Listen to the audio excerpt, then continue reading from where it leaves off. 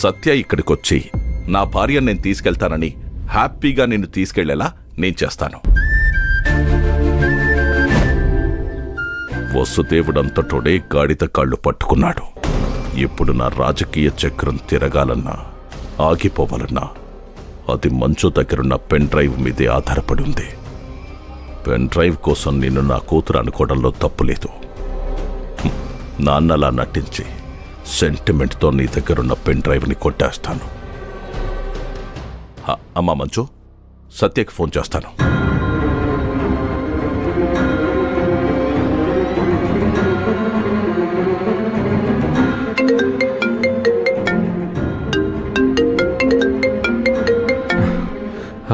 నమస్తే అన్న. నమస్తే సత్య. సత్య, మంజు నా ఇంట్లో ఉంది.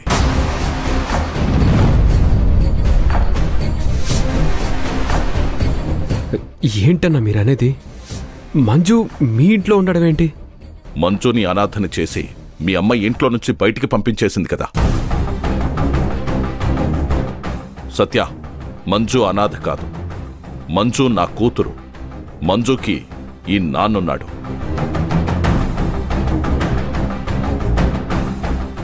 అన్నా, నేను వెంటనే వచ్చేస్తాను. రా, నీతో మాట్లాడేది చాలా ఉంది. అలాగే అన్నా.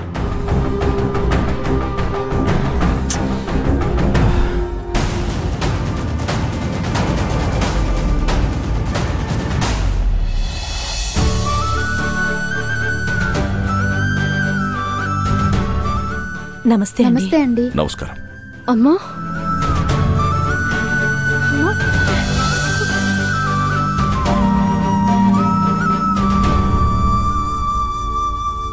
అక్క. హాసిని,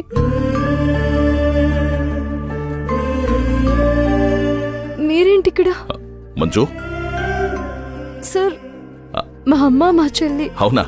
నమస్తే అమ్మా. నమస్తే అండి. రండి, కూర్చోండి.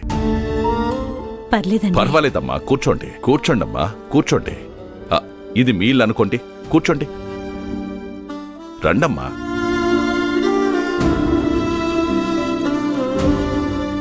కూర్చోండి, కూర్చోండి.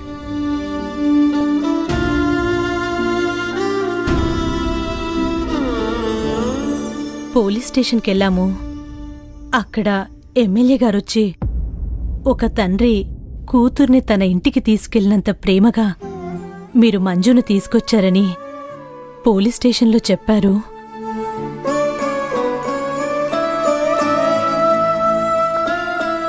నా కూతురు మీద మీరు చూపించే ప్రేమకు ఎప్పుడూ మీకు రుణపడి ఉంటాం సార్. చూడమ్మా, మంజు సత్య పెళ్లికి నేనే వెళ్ళాను, ఆశీర్వదించాను. నేను ఆశీర్వదించిన పెళ్లి ఎలా ఉండాలి? పెళ్లైన జంట కలకాలం సంతోషంగా నిండు నూరేళ్లు ఒకరికొకరు ఆప్యాయతల్ని పంచుకుంటూ వాళ్ల బంధాల్ని పెంచుకుంటూ ఎప్పుడూ ఆనందంగా ఉండాలి. కాని ఇదేంటి?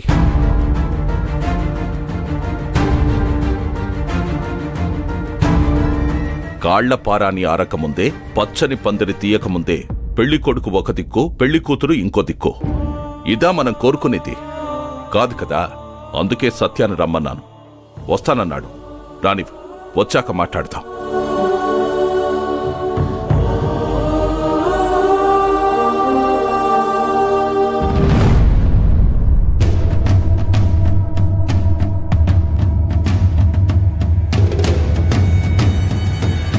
లాయర్ గారు, నా కొడుక్కి పెళ్ళైంది. ఇప్పుడు విడాకులు కావాలి. వాడికి పెళ్లి ఎలా అయింది, ఎవరితో అయింది, ఎందుకయింది? ఈ ప్రశ్నలన్నిటికీ నా దగ్గర జవాబు లేదు. అంతా మా తలరాత. ఈ పెళ్ళే ఒక మాయలా జరిగిపోయింది. మాయ పెళ్లికి మంగళసూత్రమే దండగా అనుకుంటే ఈ మాయలాడొచ్చి మా ఇంట్లో తెష్ట వేసింది. లాయర్ గారు, మనకో సామెత ఉంది కదా, చిన్న పామునైనా పెద్ద కర్రతో కొట్టమంటారు అని. అలాగే అది మాయ చేసి, దగా చేసి ఈ ఇంటి కోడల్ని, సత్య పెళ్ళాన్ని అంటూ పెద్ద ఫ్లెక్సీ కట్టుకునే వచ్చేసింది. అందుకే నా కొడుక్కి న్యాయపరంగా మీరు విడాకులు ఇప్పించాలి. మా సత్య జీవితం నుంచి ఆ మంజుని దూరం చేయాలి. అత్తయ్య, మీరు చేస్తుంది కరెక్టేనా? నాకు టెన్షన్గా ఉంది. నువ్వు నోరు మూసుకో. నేనొక్కసారి నిర్ణయం తీసుకుంటే తిరిగే లేదు. ఇప్పుడే సత్యని పిలిచి మాట్లాడతాను. నాన్న సత్య! లాయర్ గారు, వీడే నా కొడుకు సత్య.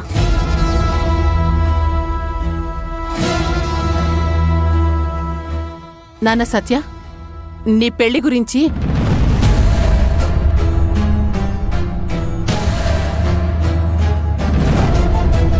వీడేంటి ఇంత హడావుడిగా వెళ్తున్నాడు? లాయర్ గారు, అర్జెంటు పని మీద వెళ్తున్నట్టున్నాడు. వాడు రాగానే సంతకాలు పెట్టించేద్దాం. సరేనండి. అత్తయ్య, కొంచెం పక్కకి రండి. ఎందుకే? రండి అత్తయ్య, రండి. సరే పద.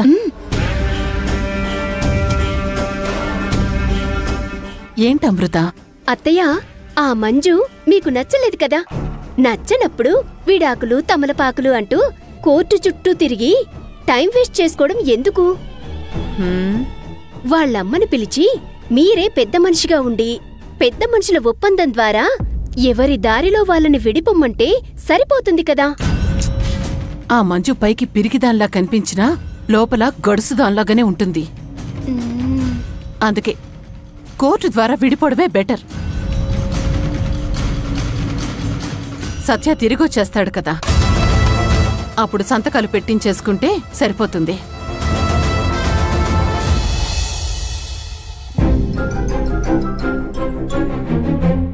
సత్య వస్తా అన్నాడు. వచ్చాక మళ్ళీ మళ్ళీ ఇలాంటివి రిపీట్ కాకుండా చూడమంటాను మంజు.